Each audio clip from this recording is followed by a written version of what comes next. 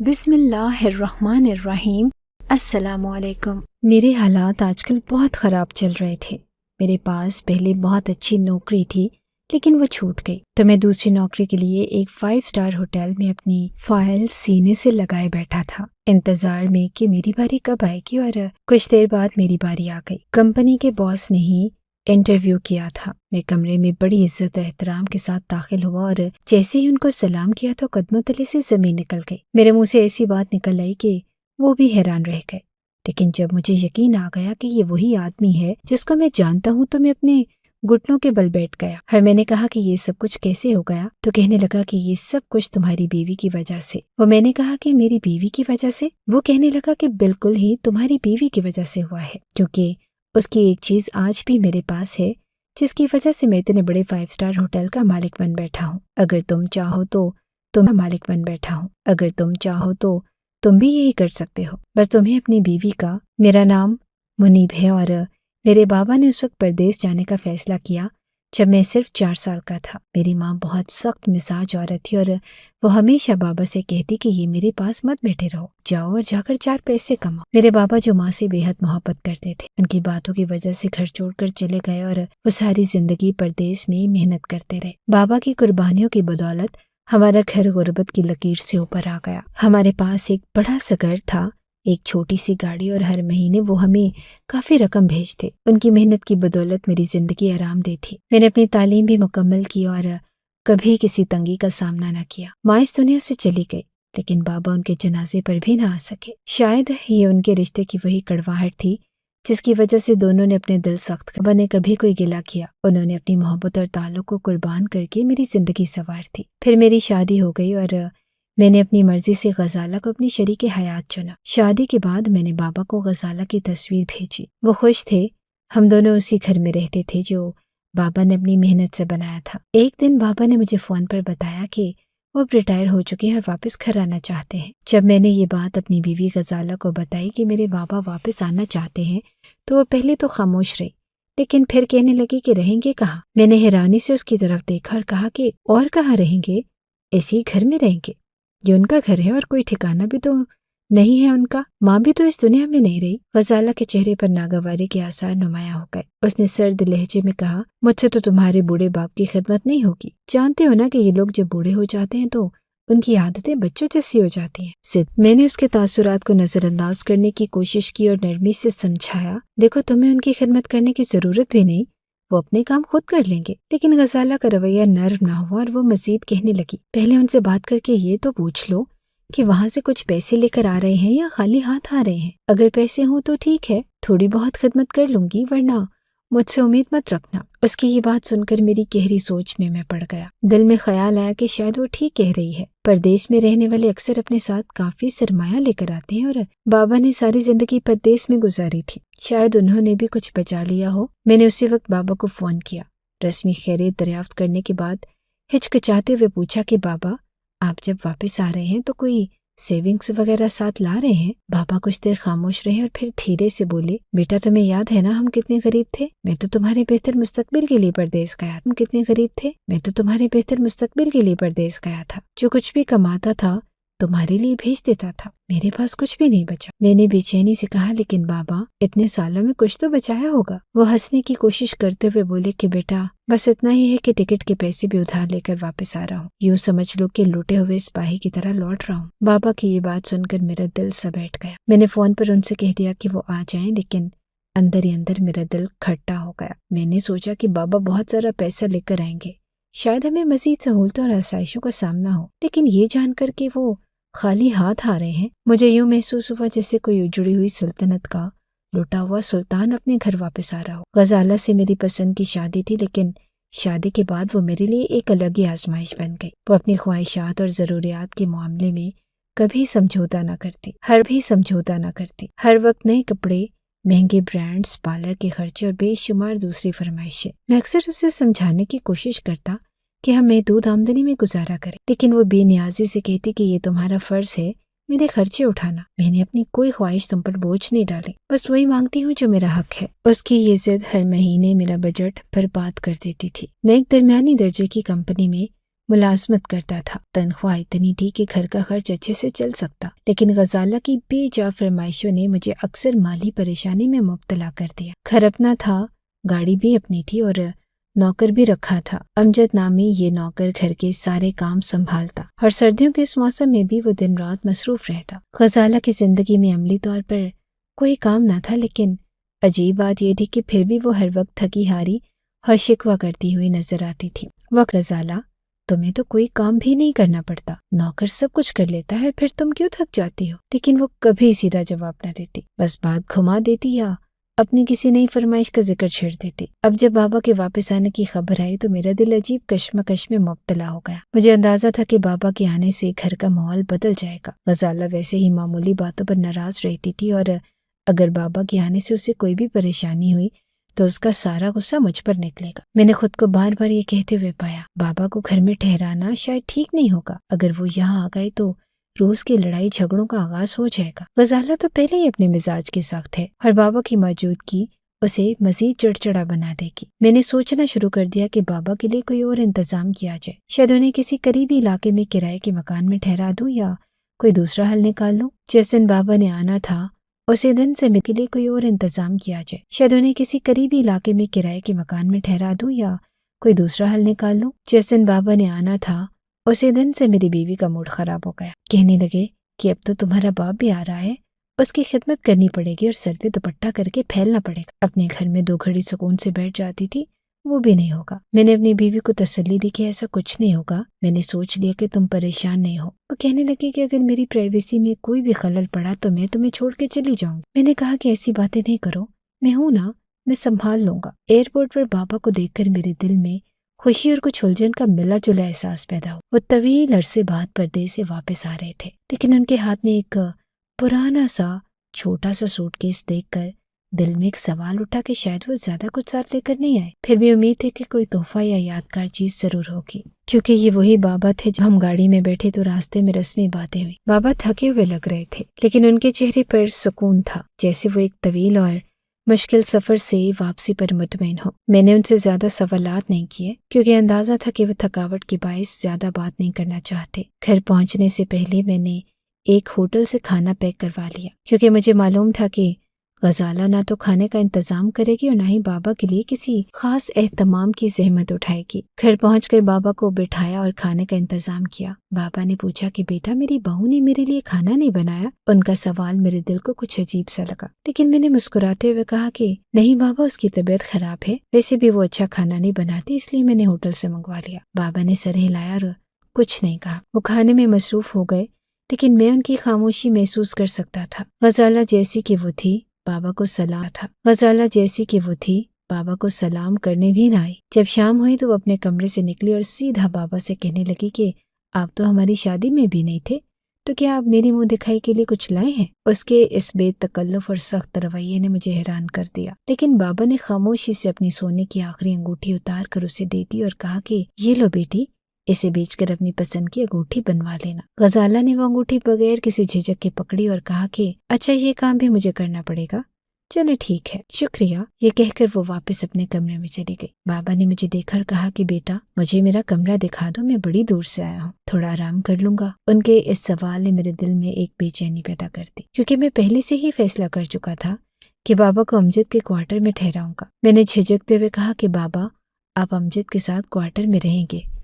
بابا نے حیرانی سے لگتا ہے، یہاں 6-7 کمرے تو ہوں گے، پھر میرے لیے کوئی کمرہ کیوں نہیں؟ میں نے وضاحت دینے کی کوشش کی کہ بابا، بات یہ ہے کہ غزالہ آپ سے پہلے نہیں ملی اور وہ اپنے طریقے سے رہتی ہے، اگر آپ گھر میں رہیں گے تو اسے عجیب لگے گا، آپ کو کوارٹر میں رہنے سے بھی آرام ملے گا اور وہاں میں آپ کا خیال رکھ سکوں گا۔ میں نے یہ سب باتیں اس نیت سے کہی کہ معاملہ کسی طرح سنبھل جائے، لیکن میرا اندازہ تھا کہ میری باتیں بابا کو بری لگ رہی ہوں گی۔ ان کی خاموشی اور نظروں میں شکایت صاف دکھائی دے رہی تھی، لیکن وہ کچھ نہیں بولے۔ میں نے ان کا سامان اٹھایا اور امجد کے کوارٹر کی طرف لے گیا۔ یہ کوارٹر ایک چھوٹا سا کمرہ تھا، جہاں ایک طرف امجد کی چارپائی اور چند پرانے سامان تھے۔ میں نے بابا کے لیے دوسری چارپائی بچھا دی۔ بابا چپ چاپ اپنے سامان کے قریب بیٹھ گئے اور کمرے کا جائزہ لینے لگے۔ ان کی آنکھوں میں وہ چمک نہ تھی جو میں ہمیشہ دیکھتا تھا۔ وہ تھکے ہوئے لگ رہے تھے، شاید جسمانی طور پر بھی اور جذباتی طور پر بھی۔ امجد نے ان کے لیے پانی کا گلاس لا کر رکھا اور کہا کہ بابا جی، آپ آرام کریں، اگر کوئی چیز چاہیے ہو تو مجھے بتا دیں۔ بابا نے امجد کا شکریہ ادا کیا، لیکن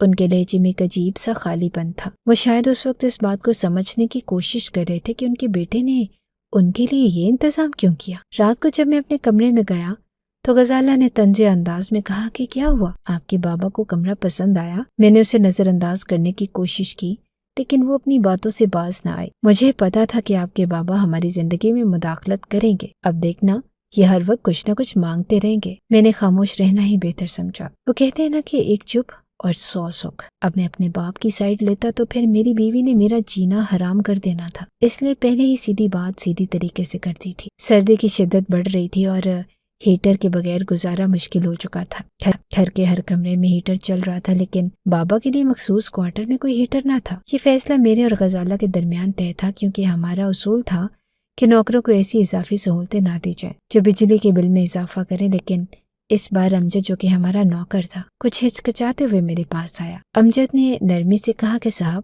میری تو خیر ہے، میں سردی برداشت کر لوں گا، لیکن بڑے صاحب کے لیے بہت مشکل ہو رہی ہے۔ ان کی عمر زیادہ ہے اور یہ سردی ان کے لیے ناقابل برداشت ہو سکتی ہے۔ آپ ان کے کمرے میں ہیٹر لگا دیں تو بہتر ہوگا۔ اس کی بات سن کر میں چند لمحے خاموش رہا۔ ایک طرف وہ گہرائی سے مجھے جھنجھوڑ رہی تھی، لیکن دوسری طرف مجھے غزالہ کے رد عمل کا بھی اندازہ تھا۔ جب میں نے غزالہ سے اس بارے میں بات کی تو اس کا رویہ بالکل ہی ویسا تھا جیسا میں نے سوچا تھا۔ وہ تلخی سے بولی کہ ان کی سردی کے لیے تم کیوں پریشان ہو رہے ہو، وہاں کوئی ہیٹر نہیں لگے گا۔ تمہیں اندازہ بھی ہے کہ آج کل بجلی کے بل کتنے زیادہ آ رہے ہیں۔ اس کے لہجے میں سختی اور بے اعتنائی واضح تھی، اور میں ایک لمحے کے لیے گڑبڑا گیا۔ میں نے نرمی سے کہا کہ غزالہ، وہ میرے باپ ہیں، ان کی عمر زیادہ ہے اور وہ بیمار پڑ سکتے ہیں، کہ ہم کم از کم ان کے لیے ایک ہیٹر کا انتظام نہیں کر سکتے؟ لیکن وہ سننے کے موڈ میں نہ تھی۔ تمہارے باپ کی سردی کے لیے ہم اپنے اخراجات کیوں بڑھائیں؟ تمہیں ان کے بارے میں اتنی فکر ہے تو انہیں واپس ان کے گاؤں بھیج دو۔ یہاں رکھنا ہے تو انہیں ہماری طرح جینا ہوگا۔ غزالہ کے ان الفاظ نے مجھے اندر تک جھنجھوڑ کر رکھ دیا۔ میں غصے کو ضبط کرتے ہوئے بولا کہ غزالہ، وہ میرے والد ہیں اور میں ان کی ذمہ داری لینے سے پیچھے نہیں ہٹ سکتا۔ لیکن اس کی باتوں نے مجھے یہ سمجھا دیا کہ اس معاملے کو بڑھانے سے ہمارے گھر کا سکون مزید خراب ہوگا۔ بابا کا خیال ذہن میں رکھتے ہوئے میں نے امجد سے کہا کہ کسی طرح رات کے وقت بڑے صاحب کے لیے گرم پانی کا انتظام کر لیا کرو تاکہ انہیں سردی زیادہ محسوس نہ ہو۔ یہ کہنا شاید میری کوشش تھی کہ میں اپنے نبھا سکوں، لیکن دل جانتا تھا کہ میں ان کے لیے وہ سب نہیں کر رہا جو انہیں چاہیے تھا۔ مجھے خود پر شرمندگی محسوس ہو رہی تھی۔ بابا کوارٹر میں سردی کی شدت برداشت کرتے رہے اور میں روزانہ خود کو تسلی دینے کی کوشش کرتا رہا کہ جو میں کر رہا ہوں وہ ٹھیک ہے، لیکن حقیقت تو یہ تھی کہ ہر بار ان کی نظر مجھ پر پڑتی تو مجھے اپنی ناکامی اور کمزوری کا احساس ہوتا۔ ان کی آنکھوں میں وہ درد واضح تھا جو میرے فیصلے کی وجہ سے پیدا ہوا۔ میں نے محسوس کیا کہ ان کے ساتھ کیا جانے والا یہ سلوک نہ صرف انہیں بلکہ مجھے بھی اندر سے کھوکھلا کر رہا تھا۔ یہ سردی صرف موسم کی نہیں تھی، بلکہ یہ دلوں میں بڑھتی ہوئی دوری کی بھی ایک شکل تھی جس نے مجھے اور بابا کو ایک عجیب سی خاموشی میں جکڑ رکھا تھا۔ میرے دل میں پہلے بابا کے لیے تھوڑی بہت فکر ضرور تھی، لیکن غزالہ نے میرے کان اس طرح سے پھرنے شروع کیے کہ میں رفتہ رفتہ بدلنے لگا۔ وہ بار بار کہتی، تمہارے بابا نے تمہیں چھوڑ دیا تھا اور ایک چھوٹے سے بچے کو۔ اس وقت انہیں اندر سرایت کرنے لگی۔ میں چاہے دل سے یہ سب غلط سمجھتا تھا، لیکن اس کی باتوں کو اثر ایسا تھا کہ میں نے آہستہ آہستہ بابا کا خیال رکھنا کم کر دیا۔ دن بدن میرے اندر کی ہمدردی ختم ہوتی گئی اور بابا کے لیے میری توجہ صرف معمولی باتوں تک محدود ہو گئی۔ ان کی ضرورتیں نظر انداز ہونے لگی اور میں غزالہ کے رویے کو مزید اہمیت دینے لگا۔ میں خود کو یہ تسلی دیتا رہا کہ شاید یہی درست ہے، لیکن دل کے کسی کونے میں ایک خلش موجود تھی۔ ایک رات سردی عروج پر تھی اور میں اپنے گرم کمرے میں ہیٹر کے ساتھ سکون سے سو رہا تھا۔ اچانک میرا فون بجنا شروع ہوا۔ پہلے تو میں نے توجہ نہ دی، لیکن بار بار بجنے کی وجہ سے میری نیند متاثر ہوتی۔ میں نے آنکھ کھول کر دیکھا تو معلوم ہوا کہ امجد مسلسل کال کر رہا ہے، لیکن سردی اور نیند کے مارے میں نے فون اٹھانے کی زحمت نہ کی اور دوبارہ کروٹ لے کر سو گیا۔ دل میں سوچا کہ شاید کوئی معمولی بات ہوگی، صبح دیکھ لوں گا۔ صبح کے مارے میں نے فون اٹھانے کی زحمت نہ کی اور دوبارہ کروٹ لے کر سو گیا۔ دل میں سوچا کہ شاید کوئی معمولی بات ہوگی، صبح دیکھ لوں گا۔ صبح کے وقت جب میں بیدار ہوا تو دیکھا کہ امجد کی کئی مس کالز آ چکی تھی۔ ایک عجیب سی بے چینی محسوس ہوئی، لیکن میں نے خود کو یقین دلایا کہ شاید کوئی چھوٹا مسئلہ ہوگا۔ جب میں نے موبائل پر موجود پیغامات دیکھے تو کوئی پیغام بھی موجود نہ تھا۔ یہ بات مزید تشویش کا باعث بنی۔ میں جلدی سے باہر نکلا اور سیدھا کوارٹر کی طرف گیا۔ وہاں پہنچا تو منظر نے مجھے چونکا دیا۔ کوارٹر خالی تھا، نہ بابا وہاں تھے نہ امجد۔ میرے دل میں کئی سوالات ابھرنے لگے۔ میں نے فوراً امجد کو کال کی اور کافی دیر بعد کال ملی تو وہ بولا کہ صاحب رات کو بڑے صاحب کی طبیعت بہت خراب ہو گئی تھی، ان کی حالت ایسی نہ تھی کہ انتظار کیا جا سکے۔ میں نے انہیں ہسپتال لے جانا مناسب سمجھا۔ اس کے لہجے میں تھکن اور فکر کا انداز تھا۔ میں نے جھنجھلا کر کہا تو مجھے کیوں نہیں جگایا؟ گارڈ جواب دیا صاحب رات کے وقت سارے دروازے بند تھے، میں نے کئی بار کال کی لیکن آپ نے فون نہ اٹھایا، اس لیے مجھے خود ہی فیصلہ کرنا پڑا۔ میں نے غصے میں کہا کہ اب کہاں ہو؟ کیا ہسپتال میں ہو؟ امجد نے مختصر جواب دیا کہ نہیں صاحب، میں ہسپتال سے گاؤں جا رہا ہوں۔ بڑے صاحب نے کہا تھا کہ وہ اب یہاں نہیں رہنا چاہتے، ان کی طبیعت بہت خراب ہے اور وہ آرام سے اپنے گاؤں جانا چاہتے ہیں۔ امجد کی بات سن کر میں حیران رہ گیا۔ میں نے تلخی سے کہا کہ تمہارے دماغ میں یہ بات کیسے آئی کہ تم میرے باپ کو لے کر گاؤں جا سکتے ہو؟ لیکن اس نے جواب دینے کے بجائے فون کاٹ دیا۔ دوبارہ کال کرنے پر اس کا نمبر بند ملا۔ مجھے غصہ تو بہت آیا اور میں صرف کال ہی ملا سکتا تھا، کیونکہ مجھے اس وقت پتہ نہیں تھا کہ امجد اس وقت کون سے بازار میں تھا۔ مجھے تو اس کے گاؤں کا نام بھی نہیں پتا تھا اور وہ بس کبھی کبھی چھٹی لینے آتا تو کہتا کہ مجھے میرے گاؤں جانا ہے۔ جب میں نے غزالہ کو یہ بات بتائی کہ امجد بابا کو ہسپتال لے گیا تھا اور پھر انہیں گاؤں چھوڑ کر خود بھی واپس نہیں آیا تو میرے لہجے میں غصہ اور شکایت واضح تھی۔ میں نے اپنی بات میں یہ تاثر دینے کی کوشش کی کہ امجد نے غلط کیا اور یہ فیصلہ اسے خود نہیں کرنا چاہیے تھا، لیکن غزالہ کا رد عمل میرے اندازے سے بالکل مختلف تھا۔ وہ کہنے لگے کہ اچھا ہی کیا اس نے، یوں سمجھو کہ امجد نے ہم پر بہت بڑا احسان کیا ہے۔ ویسے بھی تمہارے باپ کے پاس کچھ تھا ہی نہیں، نہ کوئی پیسہ نہ کوئی سرمایہ، ابھی تو ٹھیک ٹھاک تھے لیکن کل کو بیمار پڑ جاتے تو ہسپتال کے خرچ کون اٹھاتا؟ پتہ ہے آج کل ہسپتال والے کتنے پیسے لیتے ہیں؟ اس کے لہجے میں نہ کوئی ہمدردی تھی نہ ہی کوئی تعصف۔ وہ بات کو ایسے بیان کر رہی تھی جیسے بابا کا جانا کوئی خوشخبری ہو۔ غزالہ نے مزید کہا کہ یہ تو اچھا ہوا کہ امجد انہیں ساتھ لے گیا، ویسے بھی میں امجد کو نکالنے والی تھی، وہ ٹھیک سے کام نہیں کرتا تھا اور کئی بار میں نے تم سے بھی شکایت کی تھی لیکن تم نے کبھی دھیان نہیں دیا۔ اب یوں سمجھو کہ ایک ساتھ دو مصیبتیں ٹل گئی۔ غزالہ کی باتیں میرے دل پر عجیب اثر کر رہی تھی۔ ایک طرف میں محسوس کر رہا تھا کہ شاید وہ ٹھیک کہہ رہی ہے، بابا کے ساتھ رہنے سے واقعی خرچوں میں اضافہ ہو رہا تھا اور ان کی دیکھ بھال کرنا میرے لیے مشکل ہوتا جا رہا تھا۔ دوسری طرف کہیں نہ کہیں میرے اندر ایک خلش بھی تھی، لیکن غزالہ کے مضبوط لہجے اور دلائل نے میرے جذبات کو دبانے پر مجبور کر دیا۔ میں نے سوچا شاید واقعی بابا نے خود اپنی مرضی سے امجد کے ساتھ جانے کا فیصلہ کیا ہوگا۔ اگر انہیں کچھ پریشانی تھی تو وہ مجھ سے بات کر سکتے تھے، آخر میں نے انہیں گھر سے نکالا تو نہیں تھا، وہ تو خود گئے تھے، پھر میں کیوں ان کے لیے خود کو قصوروار سمجھوں؟ غزالہ کی باتوں نے میرے اندر کے شک اور شبہات کو ختم کر دیا۔ اب میں نے خود کو قائل کر لیا کہ بابا کا یہاں سے جانا ہی بہتر تھا۔ اگر وہ یہاں رہتے تو شاید مزید مسائل پیدا ہوتے، خرچے بڑھ جاتے اور غزالہ کے ساتھ میرے تعلقات بھی متاثر ہو سکتے تھے۔ اب غصہ میرے باپ پر اتنا بھی اعتماد نہیں کر سکتے تھے کہ اپنی بات شیئر کر سکے، اور اگر وہ خود اپنی مرضی سے گئے تھے تو اب جہاں مرضی جائیں مجھے کوئی فرق نہیں پڑتا۔ میں نے انہیں گھر سے نہیں نکالا تھا اور یہی بات میرے دل کو تسلی دے رہی تھی۔ غزالہ نے اپنی بات ختم کرتے ہوئے کہا کہ دیکھو تمہیں ان کے بارے میں اب زیادہ سوچنے کی ضرورت نہیں، وہ اپنی زندگی کے فیصلے خود کر رہے ہیں اور تمہیں اپنا گھر دیکھنا چاہیے۔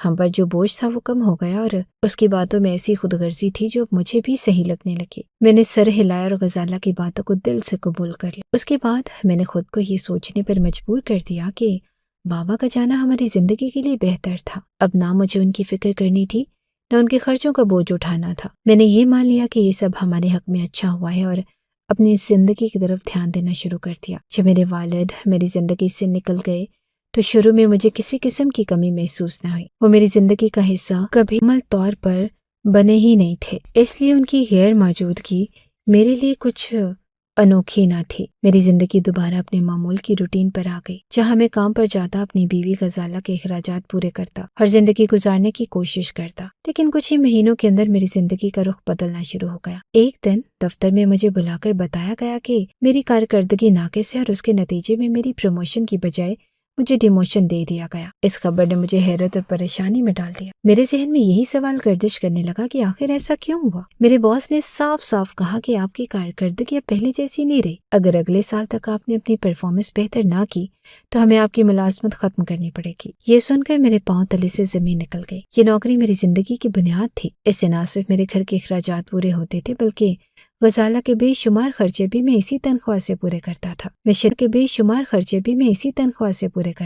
میں شدید ذہنی دباؤ میں آ گیا۔ وقت گزرتا رہا لیکن میری کوششوں کے باوجود میری کارکردگی میں کوئی خاص بہتری نہ آ سکی۔ آخر کار وہ دن بھی آیا جب مجھے اپنی ملازمت سے ہاتھ دھونا پڑا۔ یہ خبر سن کر غزالہ کے تیور فوراً بدل گئے۔ جب میں نے اسے بتایا کہ میں اب بے روزگار ہو چکا ہوں تو اس نے کسی قسم کی ہمدردی یا پریشانی کا اظہار نہیں کیا، بلکہ اس نے طنزیہ لہجے میں کہا، یہ میرا مسئلہ نہیں، میں نے تم سے تمہارے پیسوں کی وجہ سے شادی کی تھی، ورنہ تمہارے پاس تو کچھ بھی نہیں تھا۔ اس کے الفاظ میرے دل کو چھلنی کر گئے، لیکن میں خاموش رہا۔ غزالہ کا رویہ ایسا تھا جیسے اسے اس بات کی کوئی پرواہ ہی نہ ہو کہ میں کس مشکل سے گزر رہا ہوں۔ غزالہ اپنی زندگی کو جینے والوں میں سے تھی جنہیں صرف اپنی خوشیوں اور ضروریات کی فکر ہوتی ہے، چاہے دنیا ادھر سے ادھر ہو جائے۔ اس نے کبھی میرے مسائل کو اپنی ذمہ داری نہیں سمجھا، یہ چوں کہ توں جاری رہے، اور وہ اپنی عیاشیوں میں مگن رہی۔ میں نے چھوٹی چھوٹی نوکریاں کرنی شروع کر دی، لیکن یہ نوکریاں میری پہلی ملازمت جیسی نہ تھی جہاں مجھے بہت سی سہولیات اور اچھی تنخواہ ملتی تھی۔ ان نوکریوں سے میری آمدنی محدود تھی اور غزالہ کے مطالبات پورے کرنا میرے لیے ناممکن ہوتا جا رہا تھا۔ چند سال اسی حالت میں گزر گئے جو میں نے شدید پریشانی اور مالی مشکلات میں گزارے۔ میرے گھر میں برکت بالکل ختم ہو چکی تھی۔ میں روز بر روز زیادہ پریشان اور مایوس ہوتا جا رہا تھا، اور غزالہ کے رویے نے میری مشکلات کو مزید بڑھا دیا۔ ایک دن میں تھکا ہارا کام سے واپس آیا تو گھر کی حالت دیکھ کر حیران رہ گیا۔ ہر طرف گندگی کا ڈھیر لگا ہوا تھا، جیسے یہاں کوئی عورت رہتی ہی نہ ہو۔ میں نے غزالہ سے پوچھا کہ یہ کیا حالت بنا رکھی ہے، گھر کی صفائی کیوں نہیں کی؟ اس نے لاپرواہی سے جواب دیا کہ کام والی کئی مہینوں سے تنخواہ نہیں دی گئی تھی، اس لیے وہ کام چھوڑ کر چلی گئی۔ میں نے غصے سے کہا، اگر کام والی چلی گئی ہے تو تم خود گھر کو صاف کر لو، یہ کون سا مشکل کام ہے؟ جھاڑو سے گھر صاف کرنا تو کسی بچے کو بھی آتا ہے۔ لیکن غزالہ نے صاف انکار کر دیا۔ اس نے کہا، مجھے یہ سب کرنے کی عادت نہیں، یہ میرا کام نہیں، تم کسی دوسری نوکرانی کا انتظام کرو۔ غزالہ کے رویے نے میرے اندر کی بے بسی کو مزید بڑھا دیا۔ مجھے محسوس ہوا کہ اس کی نظروں میں میرے لیے کوئی عزت یا محبت باقی نہیں رہی تھی۔ وہ صرف اپنے آرام اور آسائش کے بارے میں سوچتی اور میری مشکلات کو سمجھنے کی ذرا بھی کوشش نہ کرتی۔ میں اس نتیجے پر پہنچا کہ اگر میں نے جلد ہی کوئی اچھی نوکری تلاش نہ کی تو غزالہ مجھے چھوڑ کر چلی جائے گی۔ اس کے رویے سے یہ صاف ظاہر ہو رہا تھا کہ وہ اس رشتے کو صرف اس وقت تک نبھائے گی جب تک اسے اپنی خواہشات پوری ہوتی ہوئی نظر آئے۔ مجھے اپنی زندگی کے اس موڑ پر شدید احساس ہوا کہ میں نے اچھی عورت سے شادی نہیں کی، یہ کبھی بھی میرا ساتھ چھوڑ دے گی۔ جب میں نے اپنی اچھی عورت سے شادی نہیں کی، یہ کبھی بھی میرا ساتھ چھوڑ دے گی۔ جب میں نے اپنے دوست کی بات مان کر شہر کے نئے 5 اسٹار ہوٹل کا رخ کیا تو مجھے امید تھی کہ شاید یہاں مجھے نوکری مل جائے گی۔ میں نے پہلے بھی ہوٹل مینجمنٹ میں کام کیا تھا اور سوچا کہ تجربہ ہونے کے باوجود اس ہوٹل میں کچھ اچھا موقع مل سکتا ہے۔ جب میں ہوٹل پہنچا تو پتہ چلا کہ انٹرویو ہوٹل کے مالک خود لے رہے ہیں۔ مالک کے سامنے انٹرویو دینے کا خیال مجھے کچھ گھبرانے والا لگا، کیونکہ کسی بھی ادارے کے مالک کے سامنے بیٹھنا، خاص طور پر جب آپ کا اعتماد کم ہو، بہت دباؤ میں آتا ہے۔ پھر بھی میں نے خود کو سنبھالنے کی کوشش کی اور کمرے میں داخل ہو گیا۔ اس کا ماحول بڑا پرتکلف تھا۔ مالک کرسی پر بیٹھے تھے اور اس کا چہرہ میری طرف نہ تھا، اور اس سے مجھے کچھ سکون ملا۔ میں نے اپنی فائل ٹیبل پر رکھی اور اپنے تعارف کا آغاز کیا۔ جیسے ہی انہوں نے میری طرف مڑ کر دیکھا، میرے قدموں کے نیچے سے زمین نکل گئی۔ وہ کوئی اور نہیں بلکہ وہ خود امجد تھے۔ میرے گھر میں نے انہیں پہچان لیا تھا، لیکن ان کی شکل اب کافی بدل چکی تھی۔ وہ اس نئے مقام پر ایک کامیاب اور خود مختار انسان بن چکے تھے۔ وہ اب 5 اسٹار ہوٹل کے مالک تھے اور ان کے جسم پر 3 پیس سوٹ تھا جو ان کے نئے مقام کی گواہی دے رہا تھا۔ مجھے اس صورتحال پر بالکل یقین نہ آیا۔ وہ میری آنکھوں کے سامنے ہنستے ہوئے بولے کہ ہاں میں ہی ہوں، اور تم یہاں کیا کر رہے ہو؟ ان کا سوال میرے لیے ایک اور جھٹکا تھا، اور مجھے یوں لگا جیسے وہ مجھے کسی اور زاویے سے دیکھ رہے ہوں۔ وہ امجد جسے میں جانتا تھا اب وہ ایک اور سطح پر پہنچ چکا تھا۔ میں نے خود کو سنبھالنے کی کوشش کی اور کہا، پر تم ہوٹل کے مالک کیسے بن گئے؟ یہ سوال میرے دماغ میں چل رہے تمام حیرانیوں کا اظہار تھا۔ امجد نے پھر ہنس کر کہا، لمبی کہانی ہے، میں تمہیں بتاتا ہوں۔ اس نے کہا کہ یہ سب کچھ تمہاری بیوی کی وجہ سے ہوا ہے۔ میں نے کہا کہ میری بیوی کی وجہ سے؟ یہ کیسی باتیں کر رہے ہو؟ غزالہ کی وجہ سے تم ایک ہوٹل کے کیسے؟ اس نے کہا کہ اسی کی وجہ سے ہوا ہے، کیونکہ وہی تھی جو تمہارے باپ کے ساتھ برا رویہ کرتی تھی، اور اسی کی وجہ سے میں تمہارے باپ کو وہاں سے لے کر نکل گیا۔ میں نے کہا کہ اس میں میرے باپ کا کیا کردار ہے اور کہاں ہے میرا باپ؟ کہنے لگا کہ بتاتا ہوں۔ امجد کی باتیں سن کر میں جیسے شوق میں آ گیا۔ وہ بتا رہا تھا کہ میرے والد صاحب کی حالت رات کو اتنی خراب ہو گئی تھی کہ ان کے سینے میں درد اٹھنے لگا، اور وہ سمجھنے لگے تھے کہ شاید انہیں ہارٹ اٹیک آ رہا ہے۔ وہ مجھے یہ سب کچھ بتا رہے تھے جیسے کوئی گہرا راز کھول رہے ہوں۔ امجد نے کہا کہ وہ فوراً میرے والد کو ہسپتال لے گیا، جہاں ڈاکٹرز نے ان کا علاج کیا، اور پھر وہ انہیں اپنے گاؤں لے آیا جہاں کی ہوا نے انہیں بہتر کر دیا۔ وہ اس وقت میرے والد کی خدمت کرتا رہا جب میں ان کی پرواہ نہیں کر رہا تھا، اور وہ کہتے ہیں کہ میرے والد نے انہیں اپنا بیٹا بنا لیا۔ امجد نے کہا کہ وہ ان کے ساتھ اتنے قریب ہو گیا تھا کہ میرے والد نے اپنا سب کچھ حتیٰ کہ وہ ہوٹل بھی جو میں نے کبھی سنا بھی لیا۔ امجد نے کہا کہ وہ ان کے ساتھ اتنے قریب ہو گیا تھا کہ میرے والد نے اپنا سب کچھ، حتیٰ کہ وہ ہوٹل بھی جو میں نے کبھی سنا بھی نہیں تھا، ان کے نام کر دیا۔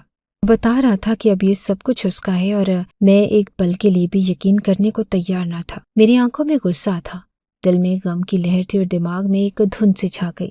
دغا باز امجد، تجھے شرم نہ آئی؟ میں نے غصے سے کہا، یہ سب کچھ میرا ہے، میرے باپ کا ہے، اور تو یہاں پر مالک بنا بیٹھا ہے۔ میرے اندر کی بھڑکتی ہوئی آگ میں ایک نیا غصہ پیدا ہو رہا تھا اور میں بس یہی سوچ رہا تھا کہ کیوں امجد نے مجھے یہ نہیں بتایا، کیوں میرے والد نے مجھے بتانا ضروری نہیں سمجھا۔ تیرا کام تھا مجھے آ کر بتاتا، لیکن تو نمک حرام نکلا۔ امجد نے جواب دیا کہ آپ کے والد صاحب نے مجھے یہ سب کچھ دیا تھا، میں کیا کرتا؟ اس نے کہا آپ کے والد صاحب کی خواہش تھی کہ میں ان کی جگہ پر اس ہوٹل کا مالک بنوں۔ اس نے اپنی بات میں کوئی شرمندگی محسوس نہ کی، وہ بالکل سچ کر پا رہا تھا۔ میرے دماغ میں ایک طوفان اٹھ رہا تھا اور اندھا کیا مانگے دو آنکھیں، میں نے کہا، اور پھر غصے سے کہا، کہاں ہے میرا باپ؟ مجھے فوراً بتاؤ، میں خود جا کر ان سے بات کروں گا، ہر تجھے اس کرسی سے ہٹاؤں گا۔ میں نے اس کے سامنے ایک حقیقت کی طرح یہ کہا کہ میں ان کا اکلوتا بیٹا ہوں اور یہ سب میرے حق میں تھا۔ امجد نے مجھے ایک پتہ لکھ کر دیا اور کہا کہ میں اس پتے پر جا کر کسی سے بھی پوچھ لوں۔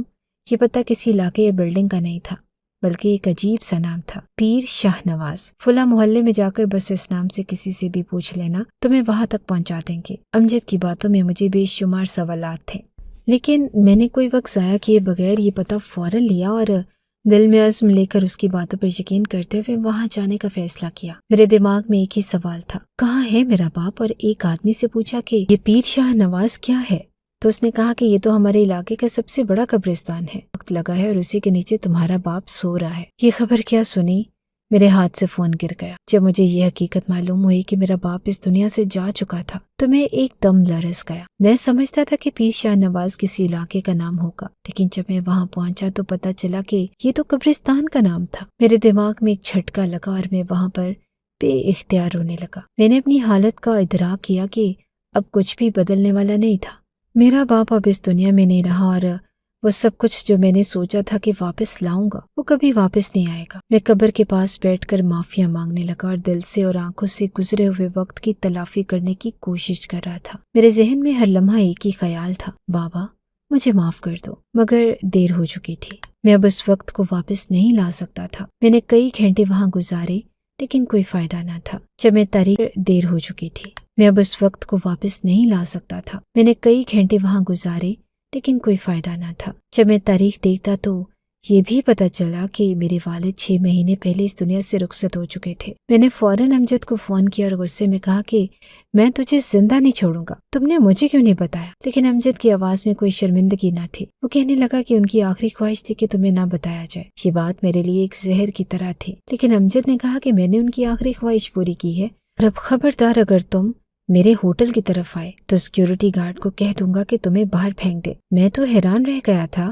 اس کا جواب سن کر میں بالکل شش و پنج میں آ گیا کہ میں کیا کروں، کیونکہ اس کا رویہ نہایت سرد اور بے پرواہ تھا۔ میں نے اس کے ساتھ اور کچھ نہیں کہا، بس فون بند کر دیا۔ گھر واپس آ کر جب میں نے یہ سب کچھ اپنی بیوی کو بتایا تو وہ کہنے لگی کہ یہ تو بہت برا، چلو ہم کیس کرتے ہیں۔ میں نے اس سے کہا سب کچھ تمہاری وجہ سے ہوا ہے اور اب تمہیں کیس کی پڑی ہے، ہم کیس کریں گے۔ سب کچھ تو امجد کے نام ہو چکا ہے اور اب میرا باپ بھی اس دنیا میں نہیں۔ میری باتوں میں غصہ اور دکھ تھا، کیونکہ میری بیوی بھی اس وقت میری پریشانی کا حصہ تھی، لیکن اس نے ابھی تک اس بات کو سمجھا نہیں تھا کہ اس سب کا سبب دراصل ہمارے تعلقات میں آنے والی دراڑیں اور غم تھے۔ غزالہ کا رد عمل میرے لیے ایک اور جھٹکا تھا۔ اس نے مجھ پر الزامات کی بھوچاڑ کر دی اور میں چپ رہ کر ساری باتیں سنتا رہا۔ وہ کہنے لگی کہ تم کوئی چھوٹے بچے ہو، تم نے کبھی یہ نہیں سوچا کہ تمہارے والد نے اتنے سال باہر گزارے ہیں تو وہ کچھ نہ کچھ تو جمع کر کے آیا ہوگا، تمہیں ہی سمجھنا چاہیے تھا کہ وہ کہیں نہ کہیں کچھ چھوڑ کے گیا ہے۔ اس کی باتوں میں ایک ایسا طنز تھا جو میرے دل میں چپتا چلا گیا۔ غزالہ نے کہا کہ میں نے تمہیں کہا تھا کہ ہمیں اس کی خوشامد کر لینی چاہیے، لیکن تم نے میری بات نہ مانی، تمہارے دماغ میں کچھ تھا ہی نہیں، بس خود کو بے وقوف سمجھا تھا۔ جب اس نے یہ کہا تو میرا دماغ غصے سے ابل پڑا، میری برداشت کی حد ختم ہو گئی اور میں نے اس لڑائی کو مزید بڑھا دیا، اور اس نے جو کچھ کہا تھا اس کا جواب دیا۔ تو تم نے سب کچھ ٹھیک کیا تھا، تمہاری خوشامد کی ضرورت تھی۔ میں نے غصے میں آ کر کہا کہ تم نے کبھی یہ سوچا کہ وہ میرے والد تھے تمہاری باتوں سے زیادہ تکلیف دہ کچھ اور نہیں ہو سکتا تھا۔ ہماری لڑائی اتنی بڑھ گئی کہ وہ غصے میں میرے سامنے سے چلی گئی۔ مجھے بالکل کوئی پرواہ نہ تھی، کیونکہ میں نے پہلے ہی فیصلہ کر لیا تھا کہ اب میں اس کا پیچھا نہیں کروں گا۔ غزالہ نے ہمیشہ اپنے مفادات کو مقدم رکھا اور آج بھی وہ یہی کر رہی تھی۔ اب میں سمجھ گیا تھا کہ میری زندگی میں جو بھی مشکلات آئیں وہ میری ذمہ داری ہے۔ ہر کسی کے ساتھ اس کا موازنہ کرنا بے سود تھا۔ میں نے ایک وکیل سے مشورہ کیا جو میرے لیے آخری امید تھی۔ وکیل نے میری حالت دیکھ کر کہا کہ کچھ نہیں ہو سکتا، تمہارے والد صاحب نے خود اپنی جائیداد اور سب کچھ اس کے نام کر دیا تھا، اب وہ کس نہیں کرے گا۔ اس نے مزید کہا کہ قانونی طور پر میں کچھ نہیں کر سکتا اور یہ میرے لیے ایک انتہائی مایوس کن بات تھی۔ اب میں یہ سوچ رہا تھا کہ میری زندگی میں اس سب کا کیا مقصد تھا، کہ میں نے واقعی اپنے والد کے ساتھ اتنا برا سلوک کیا۔ میں نے اسے نوکر کے ساتھ کمرے میں جگہ دی، ہر کے ساتھ بھی وہ سب کیا جو انسان کو اپنے والد کے ساتھ نہیں کرنا چاہیے تھا۔ میں نے اپنی ساری غلطیوں کا جائزہ لیا اور دل میں ندامت کی ایک لہر اٹھی۔ اب مجھے یہ سمجھ میں آیا کہ میں نے اپنے والد کا کتنا حق مروڑا تھا۔ اس سے زیادہ برا اور کیا ہو سکتا تھا؟ اس کا اعتماد میں نے توڑا تھا، اور جب وہ مجھ سے رشتہ دوبارہ جوڑنا چاہتا تھا تو میں نے اسے مکمل طور پر نظر انداز کر دیا۔ اس کے بعد جو کچھ بھی ہوا وہ میرے کیے کا نتیجہ تھا۔ امجد نے اس سب کا فائدہ اٹھایا اور میرے والد اس کی باتوں میں آ کر میرے ساتھ ایسا سلوک کرنے کی بجائے اس کے ساتھ چلے گئے۔ میں نے اپنے آپ سے سوال کیا، کیا یہ سب کچھ واقعی میرے ساتھ ہو رہا ہے؟ اور پھر ذہن میں ایک خیال آیا